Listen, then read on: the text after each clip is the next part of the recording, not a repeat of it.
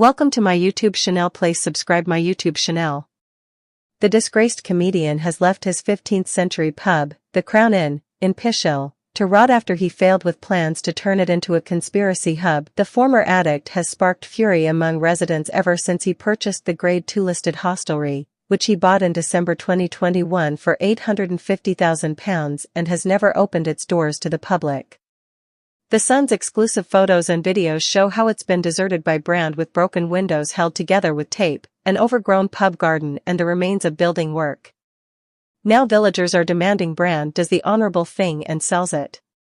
Sadly, they don't hold out much hope, as he's fled to live in Florida and abandoned the place, setting up his conspiracy media hub in Miami. He's abandoned plans to turn the pub into his alt-right headquarters after furious complaints from locals, and the council forced him to withdraw his applications.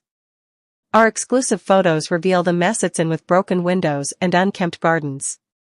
Brand walked away after he had to withdraw numerous planning applications, the last one in October 2024, to turn the pub into an alt-right media hub for his daily Rumble podcast and meetups with fellow conspiracy thinkers. Now locals want him out of the village for good, and the pub sold to owners interested in opening it to serve booze and food, which teetotaler Brand seemingly never wanted to do. Caroline Dempsey, who lives next door, fears that the only way Brand would sell up is if he flogged the land to greedy developers to make a profit. My greatest concern now is that the premises, 2 Grade 2 listed buildings, the Crown Inn and the barn, which are both of immense cultural and historical significance, will be left to fall into disrepair until the site as a whole can be sold to developers at great profit to Russell Brand. This may take years, while in the meantime, it all becomes a sad, neglected, overgrown eyesore, she says.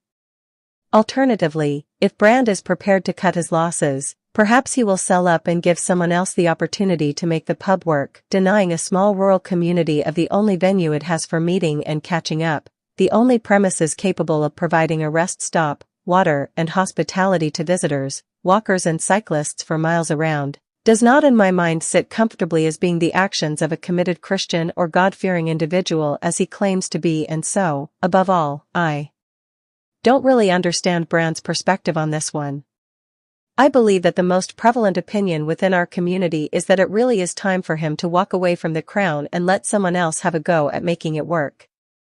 We were once open-minded and supportive of new owners with a younger and more contemporary approach to running and managing the premises, but this isn't it.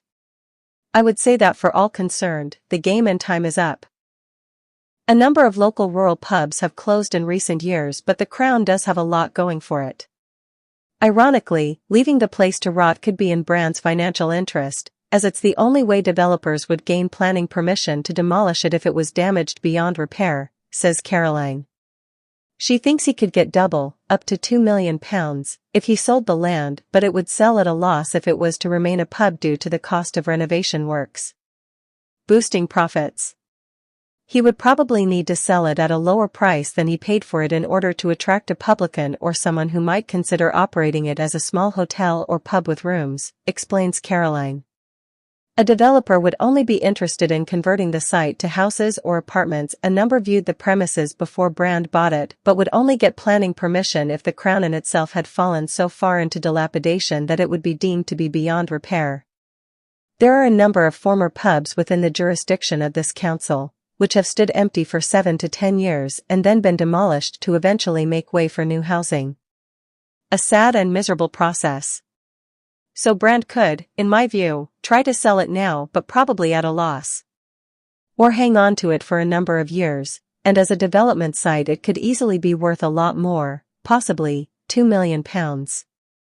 Another local, Josh Robinson, wore dice equally as furious at Brand. The villagers' worst nightmare would be if he reopened it in a half-hearted way, which may result in the council being persuaded to agree to a change of business. Josh says, "We have been hearing that he has moved over to the USA, I'm not really sure of the details, and no idea what it means for the pub." The council retracted their planning application, as it was about to be rejected, and we expected a new application to come in, but since then it seems like he's not coming back anyway. What that means for the pub is unknown. He bought it for a low price, he's made a lot of money from his platform filming there, and he likely doesn't care for now. It's standing cold and empty at the moment. There's no legal obligation to open it. Letting it rot would make it difficult to sell. If he did open it for a period and it failed as a pub, this would actually make it easier for him to argue for a change of use.